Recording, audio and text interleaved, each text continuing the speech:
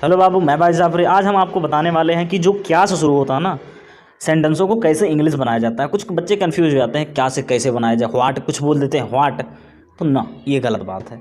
आपको कैसे बनाना, हम आप जैसे मान लीजिए आप ना, क्या आप आम खाते हैं, तो कुछ लोग कहते हैं व्हाट यू ईट मैंगो, गलत, ये गलत हो जाएगा। कुछ रूल होते हैं, कुछ नियम कानून होते हैं, वो हम आपको बताने जा रहे हैं। ये जो गलत वे से आप बोल रहे हैं वो गलत है। आइए एकदम रियल फैक्ट के अनुसार आपको एक बाकायदा अकॉर्डिंग टू रूल टेंस के बताते हैं। चलिए शुरू करते हैं। जो आप यहाँ देख रहे हैं, हाँ आपको दिख रहा होगा, लिखा है कि क्या तुम यहाँ पुस्तक गंभीरता से पढ़ रहे हो। तो जब याद रखें बाबू, हमेशा जब कोई आप लाइन बोलने जा रहे हो ना, तो पहले उसका टेंस पता हो। पहले आप उसको ध्यान में रखें कि क्या हम बोलने जा रहे हैं, किस टेंस के अकॉर्डिंग हमको बनाना है। तो यहाँ आपको दिख रहा होगा कि ये जो रहे हैं रहा है, ये प्रेजेंट कंटिन्यूअस का निशानी है, पहचान है वो लाइन। तो इसमें हेल्पिंग वर्ब क्या लगता है, इज आर एम। तो इज आर एम लगता है बाबू, तो सबसे पहले आपको हेल्पिंग वर्ब लिखना है इसका, क्योंकि नियम होता है हमेशा कोई भी लाइन आप क्वेश्चन वाला बनाए जाएं, क्या वाला बनाने जाएं, तो एक बात याद हमारी रखें कि लास्ट में जो होता है ना पहचान, उसको देखकर आपको हेल्पिंग वर्ब आगे लिखना है। अगर मान लें हमने बोल दिया क्या तुम आम खा चुके हो, तो ये चुके हो तो क्या है, प्रेजेंट परफेक्ट है, तो क्या लगता है हेल्पिंग वर्ब, हैज़ है। तो आगे हैज़ हैव लिखेंगे वो सब्जेक्ट के अनुसार, कर्ता के अनुसार, कि कर्ता अकेले हैं तो हैज़ लिख देंगे, कर्ता ज़्यादा हैं तो हैव लिख देंगे। याद आया कुछ?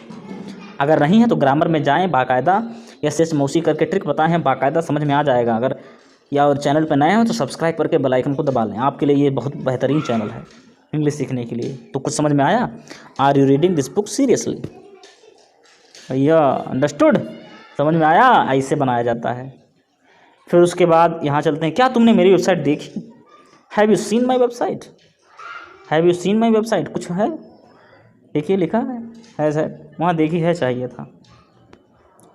फिर देखो ध्यान से, ये जो लिखा है, हाँ यहाँ देखिए, क्या तुमने वह टेबल बनाई है।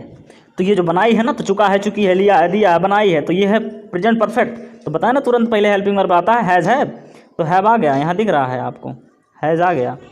हैव क्यों हैव लिखा, क्यों हैज़ नहीं लिखा, क्योंकि यू जो है ना वो प्लूरल माना जाता है, बहुवचन। बताया ना सब्जेक्ट के अकॉर्डिंग लगता है भैया। तो हमेशा एक भी बात हमारी भूलें ना, जब कभी क्या बनाने जा रहे हो, कोई क्या वाला सेंटेंस आप इंग्लिश बोलने जा रहे हो, तो सबसे पहले आप वो टेंस में दिमाग में रखें बाबू कि क्या हम बोलने जा रहे हैं। हाँ जैसे मान लीजिए आप बोलने जा रहे हैं कंटिन्यूस में कि आप क्या तुम दिल्ली जा रहे हो, तो याद रखें कि हमें क्या हेल्पिंग वर्ब क्या है, कंटिन्यूस का, इज आ रहे हैं, तो पहले इज आ रहे हैं, तीनों में से किसी एक को लिखना है। अब कैसे कौन लिखा जाएगा, इसका क्या तरीका है, हम बताए हैं कि वो कर्ता देख कर लिखा जाता है। कर्ता अकेले हैं तो इज लगता है, ज़्यादा हैं तो आर लगा दीजिए पहले, आई हैं तो एम हो जाएगा साथ में, बस खत्म। ऐसे पूरा लिखना है, एक एक वीडियो ऐसे बेहतरीन है, फिर वैसे पूरा टोटल रहेगा। और क्या है, कुछ नहीं है इसमें। जैसे फिर क्या कहा गया, क्या तुम शादी से खुश हो, are you happy with this marriage, are you happy with this marriage, ये कितना बढ़िया है।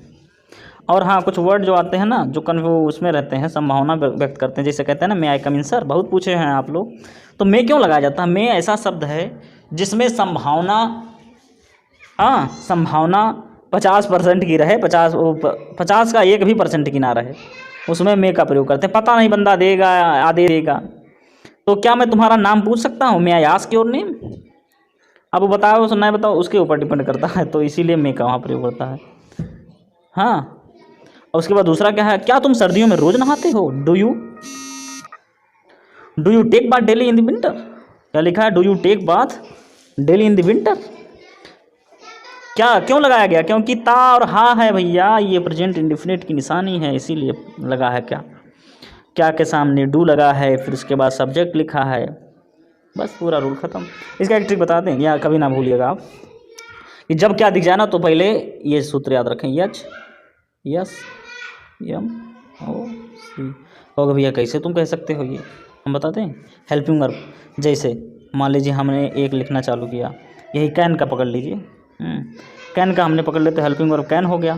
कहोगे हेल्पिंग वर्ब कैन कैसे, अरे हेल्पिंग वर्ब मीन जो सहायता करे यार सेंटेंस को बनाने में।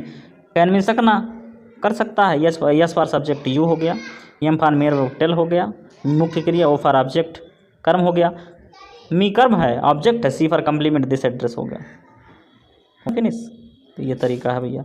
ये सूत्र याद रखें ना, जिंदगी में नहीं गलत होगा। जिंदगी में S for helping, S for subject, M for main for O for, कहोगे मेन फॉर क्या है, मुख्य क्रिया जो मेन काम हो रहा लाइन में।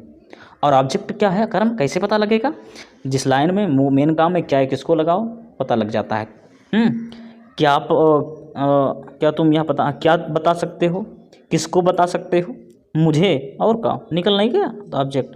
और ये हेल्पिंग और सब्जेक्ट कैसे निकाला जाता है, करता कौन लगाओ, मेन वर्ब जो मेन काम हो रहा है कौन लगाओ, कौन बता सकता है, तुम बता सकते हो, निकल गया ना। और कम्प्लीमेंट जो बची हुई बातें पूरा उसे कहा जाता है। बस ये बात हमेशा याद रखें, ज़िंदगी में नहीं गलत हो, ज़िंदगी में नहीं गलत होगा। एक वर्ड, एक सेंटेंस। तो ये वीडियो कैसा लगा तुरंत बताइएगा, हमें कमेंट में तुरंत करो और बताओ कैसा लगा। और इतना मेहनत करने के बाद आप लाइक नहीं करते, अच्छा नहीं तो लाइक करें, शेयर करें, कमेंट करें और सब्सक्राइब करके बेल आइकन दबा लें। ये वीडियो ये चैनल जो है ना, आपके इंग्लिश को इतना इंप्रूव करेगा कि आप इंग्लिश भर हुआ बोल लेंगे, सामने वाले को इम्प्रेस कर लेंगे। कहीं भी आप बोल लेंगे भैया, जान लीजिए ये इंग्लिश स्पीकिंग है, वो ये आपका जान लीजिए English speaking practice in 90 days तक, 90 दिन तक चल रहा है। तो okay, take care and bye bye in the critical time of corona. In the relationship I am teacher but my name is Wahid Jafri. Go, so let's go.